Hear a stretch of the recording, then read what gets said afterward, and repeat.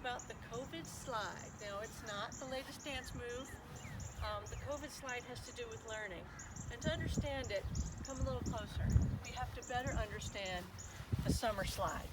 The summer slide's been around since summer vacation began to exist many years ago. So if this is the calendar, from January to December, this timeline is going to represent children's learning throughout the year.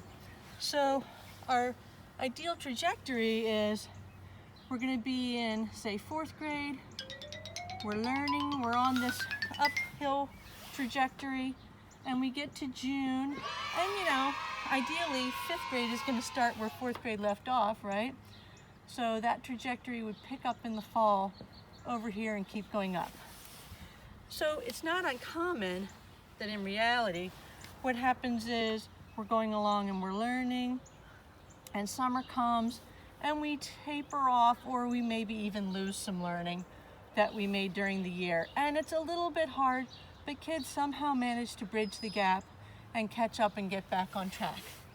That is in a perfect world.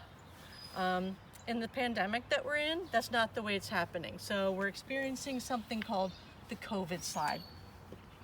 So that means the trajectory looks something more like this.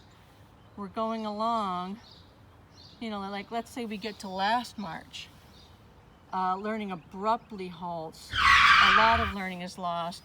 And then teachers get the hang of online learning, kids get the hang of online learning.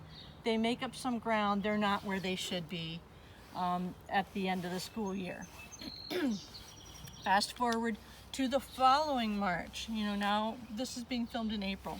So what's happened this year is we're going along. We're below where we'd like to be, and some kids are experiencing this tapering off or maybe even a big decline. And it's only going to get worse over the summer. So some kids have a giant gap to bridge before they start that next grade in the fall. They're just not going to be ready. As I always say, 5th grade starts where 5th grade starts. And those kids aren't going to be at the level they need to be. It's not their fault. It's not their teacher's fault. It's not mom and dad's fault. But if we want to do something about it, that's what we're doing at Tutor Doctor. We're helping people fill in those knowledge gaps from the things the kids just didn't quite absorb during the school year with the remote learning. And we're doing that through sometimes one-on-one online tutoring, sometimes one-on-one in-home tutoring. So if that's something that your child needs, let me know. Call me at this number. If my cameraman can show that, that's our number. Y aquí se habla español. Si tus niños tienen dificultad con sus estudios, llámame.